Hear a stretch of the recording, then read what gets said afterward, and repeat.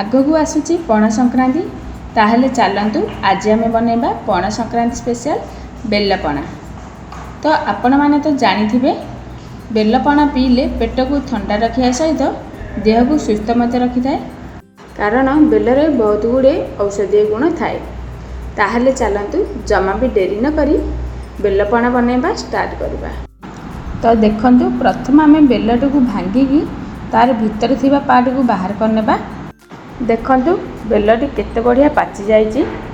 ତ ଏବେ ତାର ଭିତର ପାର୍ଟକୁ ବାହାର କରିନେବା, ଆଉ ଲାଗିଥିବା ବାହାର ପାର୍ଟରେ ସବୁ ରସତକୁ ଗୋଟେ ଚାମଚ ସାହାଯ୍ୟରେ ବାହାର କରିନେବା।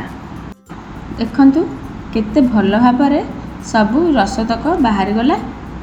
ଏବେ ଏଥିରେ ଅଳ୍ପ ଟିକେ ପାଣିକୁ ଦେଇକି ଏହି ସବୁକୁ ଭଲ ଭାବରେ ହାତରେ ମନ୍ଥିକି ତାର ଚୋପା ଆଉ ମଞ୍ଜିକୁ ବାହାର କରିନେବା। ତ ଏବେ ଗୋଟିଏ ଜାଲି ନେବା। ଜାଲି ସାହାଯ୍ୟରେ ବେଲ ରସକୁ ସବୁ ଛାଣି ନେବା। ଛାଣିବା ଦ୍ୱାରା ବାକି ଥିବା ମଞ୍ଜି ବାହାରିଯିବ। ତ ଦେଖନ୍ତୁ ସବୁତକ ମଞ୍ଜି ଏବେ ବାହାରି ଯାଇଛି। ଏବେ ୟାକୁ ବାହାର କରିନେବା। ଏବେ ଆଉ ଗୋଟିଏ ବାଉଲ୍ ନେବା। ସେଥିରେ 3ଟି ପାଚିଲା କଦଳୀକୁ ଦେବା, ଆଉ ତାକୁ ମେସର ଦ୍ୱାରା ଭଲ ଭାବରେ ଚକଟି ନେବା। ନାଇଁ ତ ଆପଣ ଚାହିଁଲେ ହାତରେ ଭଲ ଭାବରେ ଚକଟି ନେବେ, କିମ୍ବା କଦଳୀକୁ ଛୋଟ ଛୋଟ ଖଣ୍ଡ କରିକି କାଟିକି ମଧ୍ୟ ଦେଇପାରିବେ। ଏବେ ଏଥିରେ 1 କପ୍ ଦହିକି ଦେବା। ଦହି ବେଶୀ ଖଟା ନଥିବା ଦରକାର। ଏବେ କଦଳୀ ଆଉ ଦହିକୁ ଆଉ ଟିକେ ଚକଟି ନେବା।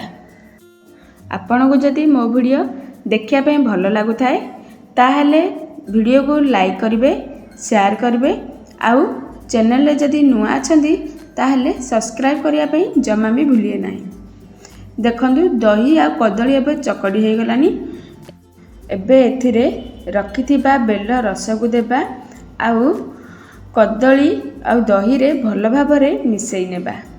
ତ ମିଶାଇ ସାରିଲା ପରେ ଏବେ ବାକି ଥିବା ଜିନିଷକୁ ଦେଇକି ମିଶାଇବା। ତ ମୁଁ ଏଠି ପ୍ରଥମେ ଗୁଡ଼କୁ ଦେଉଛି। ଆପଣ ଗୁଡ଼ ଜାଗାରେ ଚିନି ମଧ୍ୟ ନେଇପାରିବେ, ଆଉ ମିଠାର କ୍ୱାଣ୍ଟିଟି ଆପଣ କମ୍ ବେଶୀ କରିପାରିବେ। ଆଉ ତା ସହିତ 1 କପ୍ ନଡ଼ିଆ କୋରାକୁ ଦେଇଛି, ଆଉ 1 କପ୍ ବୁନ୍ଦିକୁ ମଧ୍ୟ ମୁଁ ଦେଇଛି, ଆଉ ତା ସହିତ ଅଳେଇଚ ଆଉ ଗୋଲମରିଚକୁ ଏମିତି ଗୁଣ୍ଡ କରିକି ଦେଇଛି। ୟାକୁ ଆପଣ ନିହାତି ଦେବେ। ୟାକୁ ଦେବା ଦ୍ୱାରା ବହୁତ ଭଲ ବାସ୍ନା ହୋଇଥାଏ। ଏବେ ଏଥିରେ ଥଣ୍ଡା ପାଣିକୁ ଦେବା। ଆପଣ କେତିକି ମୋଟା ଆଉ ପତଳା କରିବେ ସେହି ହିସାବରେ ପାଣିର ମାତ୍ରାକୁ କମ୍ ବେଶୀ କରିପାରିବେ। ଏବେ ୟାକୁ ଭଲ ଭାବରେ ମିଶାଇ ନେବା।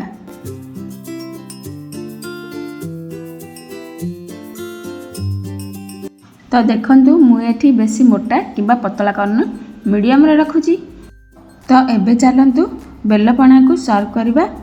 ସର୍ଭ କରିବା ପାଇଁ ପ୍ରଥମେ 2ଟି ଗ୍ଲାସରେ ବେଲପଣାକୁ ଦେବା, ଆଉ ଟିକେ ସୁନ୍ଦର ଦେଖାଯିବା ପାଇଁ ନଡ଼ିଆ କୋରା ଆଉ ମିଠା ବୁନ୍ଦିକୁ ଦେବା। ତାହା ସହିତ 1 ଗୋଲାପଜାମୁନକୁ ଖଣ୍ଡ କରିକି ଦେବା, ଆଉ ସେଥିରେ କାଜୁ ଚେରି କୋଳିକୁ ଦେଇକି ଭଲ ଭାବରେ ସଜେଇ ନେବା।